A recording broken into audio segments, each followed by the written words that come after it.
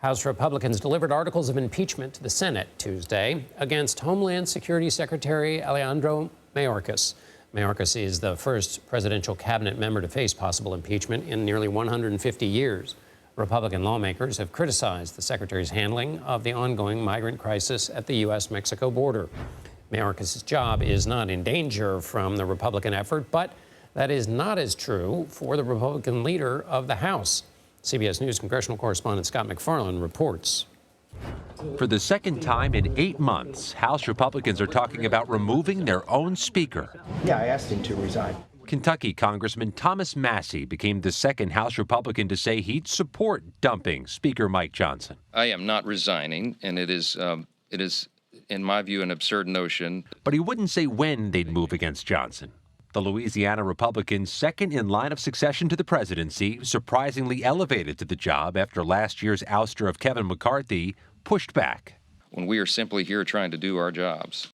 Johnson is balancing the narrowest U.S. House majority and is under scrutiny for his newly released plan to provide billions in aid to Israel and to Ukraine, but separately, which might satisfy his hardline critics who want to cut off Ukrainian aid, but also risks delays and derailments of an aid package for both war zones. Hear ye, hear ye.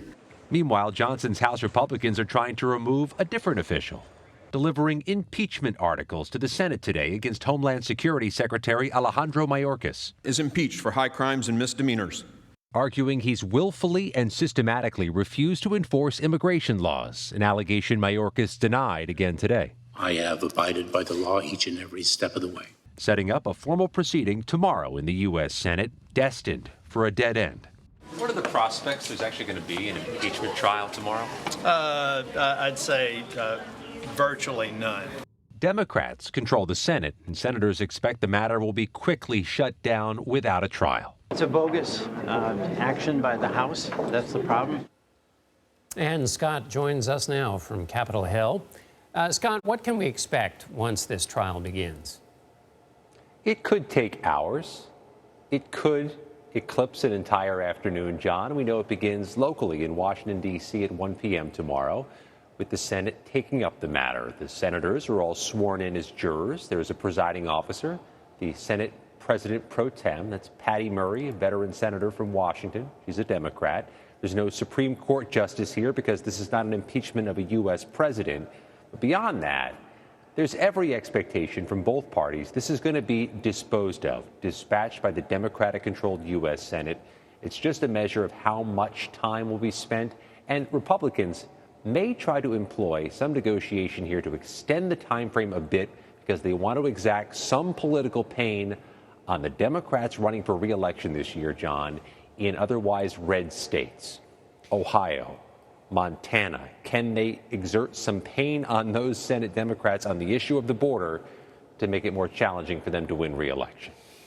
But they all have to sit there without their digital devices, right? So that means that they are going to, I mean, that's incentive enough to get this thing over with because they won't be able to gain information, right? They can't take their devices in with them. Is that right? All other proceedings in the U.S. Senate stop. Yeah. And Democrats with whom I spoke today say we have urgent business to tend to. We can't spend time, muscle, and space on this endeavor. But Republicans are arguing this is the second time in U.S. history a cabinet secretary has been impeached, and that Democrats in the Senate owe it to the impeachment managers and to the U.S. House to at least hear the evidence, hear the arguments, hear a case, and give this time. But the expectation is this is going to be an efficient process that ends with the dismissal of the case. The House Speaker says he plans to put that effort to fund Israel, Ukraine, Taiwan, all in separate bills. How are the Democrats going to respond, and what are you looking for when he tries to do that? People seem open-minded about it in my interviews today, John. This looks, smells, and tastes very much like the Senate bill that was already passed with 70 senators, a bipartisan group on board. Billions of dollars for Ukraine, billions of dollars for Israel, billions of dollars for Taiwan. The House is separating it a la carte, like a five-star restaurant. You have to buy each piece individually. That gives his hardline Republicans some wiggle room to not support Ukraine, which they don't want to do, but to back Israel and the other components. That last one there, that's tricky. Other priorities, including the forced sale of TikTok and the seizure of Russian assets. That becomes one of those Christmas trees, John, where everybody puts an ornament on top of it, tries to add their own prerogative. That can get messy real quick.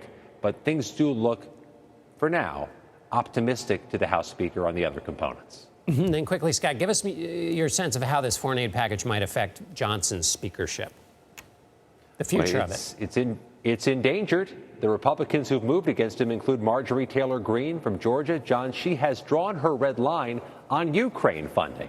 So he's going to have to thread that needle to survive her challenge. I talked to her this afternoon. She says still no time frame for when she'd pull the trigger politically on that effort.